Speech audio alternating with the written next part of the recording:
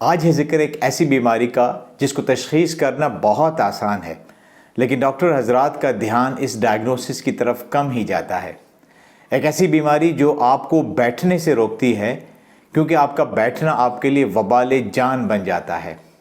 ایک ایسی بیماری کا تذکرہ جو آپ کے اندر فرسٹریشن پیدا کرتی ہے، مایوسی کا سبب بنتی ہے، کیونکہ کم ڈاکٹر جانتے ہیں کہ اس کا علاج کرنا کیسے ہے۔ ایک ایسی بیماری کے بارے میں بات کرتے ہیں جس میں دوائی نہیں بلکہ کچھ اور ہے جو دوائی سے بھی زیادہ فائدہ مند۔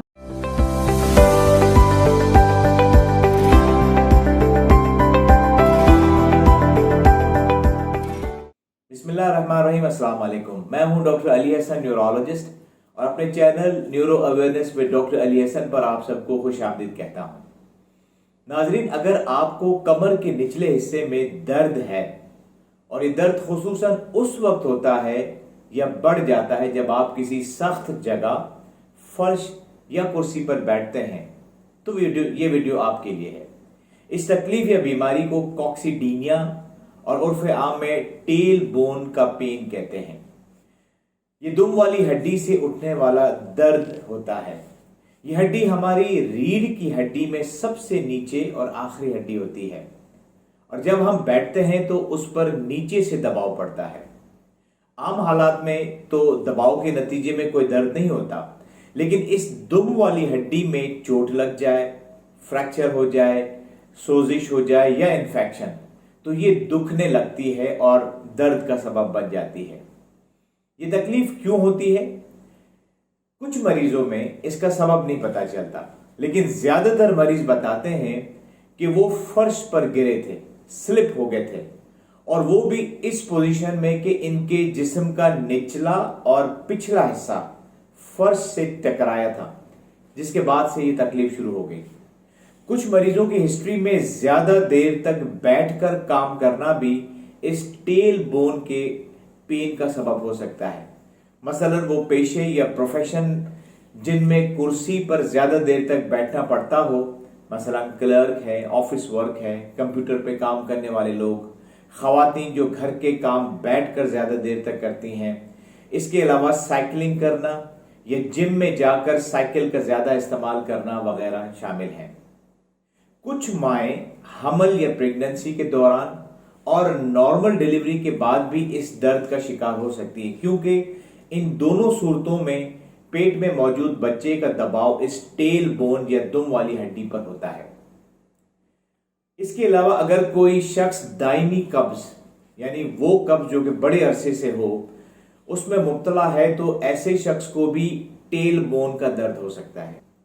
ناظرین، یہاں میں ایک چیز کی وضاحت کرتا جاؤں کہ یہ جو اسباب میں نے آپ کو بتائے ہیں، یہ رسک فیکٹرز ہیں، یعنی کچھ لوگوں میں یہ ٹیل بون کی تکلیف کروا سکتے ہیں اور کچھ میں ان کی وجہ سے کچھ بھی نہیں ہوتا۔ جہاں تک اس بیماری کی تشخیص کا تعلق ہے، یہ تشخیص بہت ہی آسان ہے، آپ خود بھی اس کا کر سکتے ہیں۔ ایک تو اس کی علامت، یعنی یہ درد صرف اسی وقت ہوگا یا بڑھ جائے گا جب آپ بیٹھنے والی جگہ پر بیٹھیں گے۔ دوسرا، جب آپ اپنی ٹیل بون پر اپنی انگلی سے اگر دباؤ ڈالیں تو آپ کو درد اور دکھن محسوس ہوگی۔ آپ کا ڈاکٹر بھی آپ کی تشخیص اسی طرح کرتا ہے۔ ہاں، اگر وہ ضرورت محسوس کرے تو X ray, C T scan یا ایم آر آئی کی مدد لے سکتا ہے اگر اس کو کسی خاص سبب کی تلاش ہو، مثلا فریکچر، سوزش یا انفیکشن وغیرہ۔ اب ہم آتے ہیں کہ اس کا علاج کیا ہے۔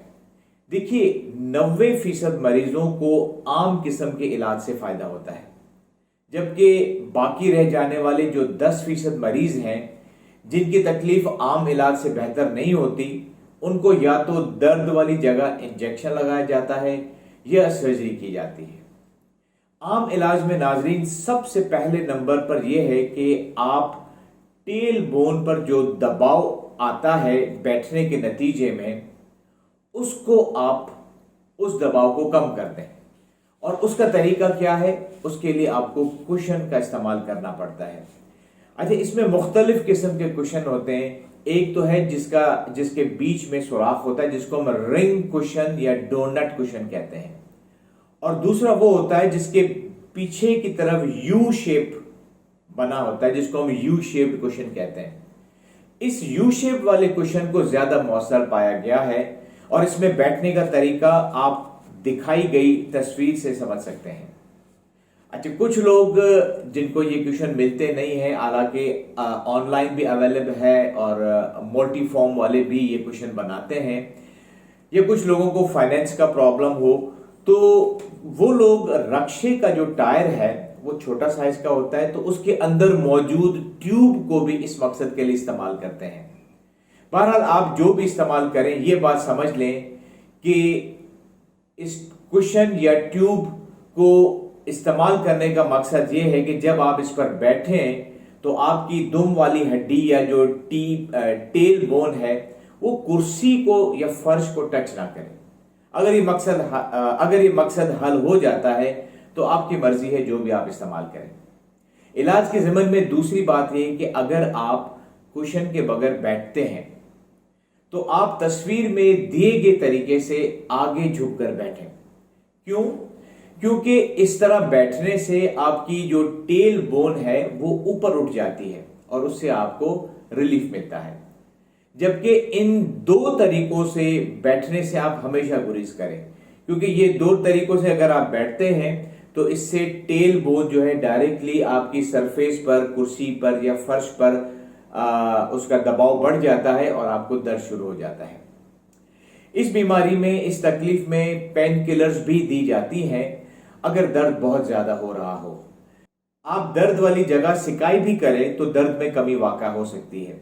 अमूमन हम गर्म सिकाई 10 से 15 मिनट के लिए या ज्यादा से ज्यादा 20 मिनट के लिए दिन में 2 से 3 मरतबा सजेस्ट करते हैं। लेकिन अगर आपकी तकलीफ गिरने के फौरन बाद शुरू हुई है, यानी आप स्लिप हो गए और उसके बाद ये तकलीफ शुरू हुई है, तो उस सूरत में शुरू के 72 घंटे आप गर्म पानी की बोतल या सिकाई के बजाय आप ठंडी सिकाई करें। इस मकसद के लिए मार्केट में 2 किस्म की चीजें मिलती हैं। एक तो रबड़ की बोतल है जिसमें अगर आप गर्म पानी डालेंगे तो गर्म सिकाई करेगी और यख ठंडा पानी डालेंगे तो वो ठंडी सिकाई करेगी।